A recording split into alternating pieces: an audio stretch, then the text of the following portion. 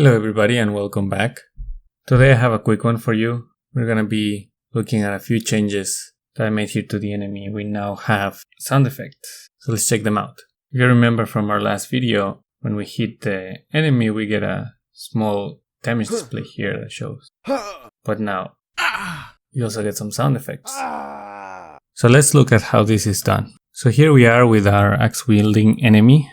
We have a few things to go over here in the editor actually. Here in our cooldown damageable mono behavior, we've added a couple more actions to our events here. We have an enemy SFX play hit SFX or sound effects on damage, and we have a enemy sound effects play death sound effects on death. You also have a damager manager here that we'll be looking at in a second. And here in the animation we also have a few other extra tricks. But for now let's start with the sound effects themselves. We now have these enemy sound effects prefab here that we included in the enemy, and it simply has an audio source that we're using, and it has the enemy sound effects script here that is basically a collection of sound effects that we're using. Because we don't want to be repeating the same sound effect all the time, we want to add some variety, so we're getting this at random. So let's quickly look at that. Here in the enemy sound effects code, it's pretty straightforward. We're making sure that we have an audio source here for the mono behavior. Then we have a couple of arrays here of audio clips, one for the hit sound effects and the other for the death sound effects. We have a reference to the audio source that we're going to be using, which we get from start. Then we have a generic play sound effects method here, which we may want to tweak later. For now it's pretty naive. It just checks if there's anything already playing and then stops that audio. So it's going to interrupt any sound that is playing at the time and then plays one shot of this clip that gets passed. So this means that this method here will interrupt any audio that's currently playing and then just play that one clip that we passed. And then we have a couple of public methods here. One is the play hit sound effects that you saw is linked to the on damage event of the enemy. And this takes one clip at random from however many that we have in the hit sound effects array and plays that. And similarly for the play death sound effects, we take again one clip at random from however many we have in the array and we play that. That's pretty straightforward. The other trick that we have now is the damager manager here. This is basically, and we couldn't really see that one in the early demo here, but we have now the ability to only have the axe that the enemy has here, this damager here, that's the axe, only cause damage during a certain period of the attack animation. Before, anytime that the player would collide with the collider here in the axe, this one here, the player would get damaged. And also any other enemy, if we have a group of enemies, they would also kind of bump into each other and damage each other at random without really being in any kind of attack animation because the collider was always active. So now we have a way to activate and deactivate the damager collider to only have it enabled when we actually want it to cause any damage. So first let's see the changes in the code and then we'll jump into the animation. For the damager we added a couple of methods. Super straightforward. The activate damager that enables the collider and the deactivate damager that disables the collider. This basically means that when the collider is disabled we're not going to get any on trigger events, and that means that we won't be doing any damage from that damager.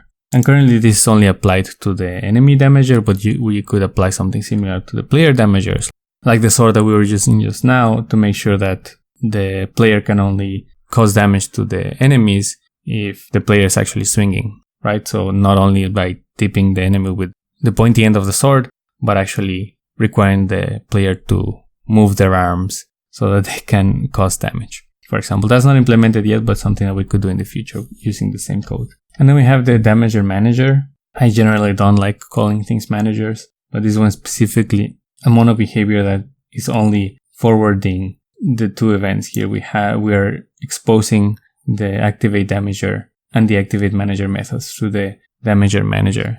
And you'll see in a bit why it's necessary. But the way that we have it is set up, we have the damager here deeply nested into the character here that we're using so that it's parented to the hand and it's moving properly when the hand is moving in the animation. But the animator itself is sitting here in the top level object here in the prefab, and we're adding the damager manager here as well, so that they are both sitting on the same level. And we do that because we need to do this here with the animation. We can see here the animation for the axe wielder. And we can see here that we have one event here, that's the activate damager. You create this event just clicking here on this button. So I added an event here to activate the damager here at the point where the character is starting the attack.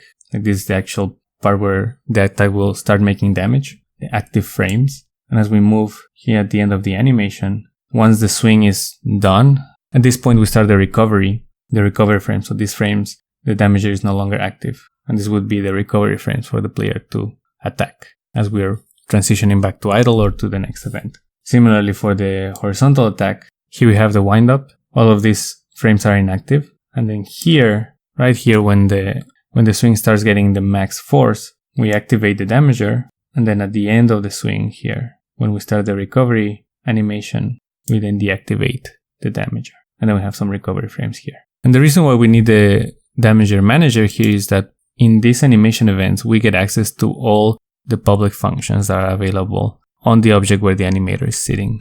But we don't get access to the children. So since the damager here, the axe that we have here, is deeply nested, we don't get access to any of the methods that are sitting in this object. But we do get access to the methods that are sitting in our top level object where the animator is sitting. So here we have everything that we've done before, right? We have the hit cooldown methods here. We have reset attack triggers.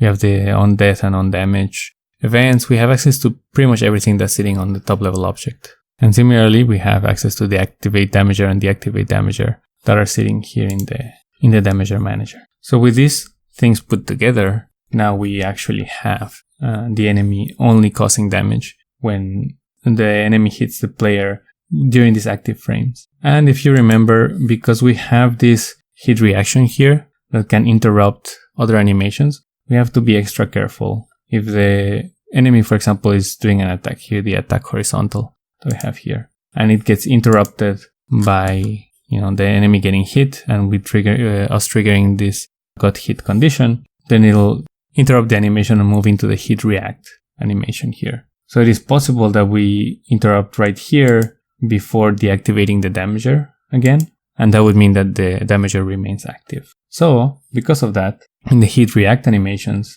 on the first frame, we have the deactivate manager event. So by this time, the damager may already be inactive, but we want to make sure. And actually for every other animation, like the death animations here, we also have the deactivate damager event here, because we want to make sure that we're only really having active frames when the enemy is in the middle of an attack. And that is basically it. Let's just quickly look at this in action again. Now that you know how it's built, let's jump into it. Now here we are back in VR. Hopefully you can see here, I'm at 100 health. Let's see if we can get hit. So you see here we have the enemy coming in. We're at 90, we got hit there. But even if I touch the axe, it's fine as long as it's not in the middle of the animation. And the same sound effects still apply. Alright, we got him. Let's look at this again from another perspective. So here we are, you can barely see, but I have 100 health here. And even if I touch the axe, everything is fine. But yeah, if I actually get hit during those frames, you can see there that the health is going down. And that is it. This was a quick one, just getting some simple sound effects put together and some of the animation improvements.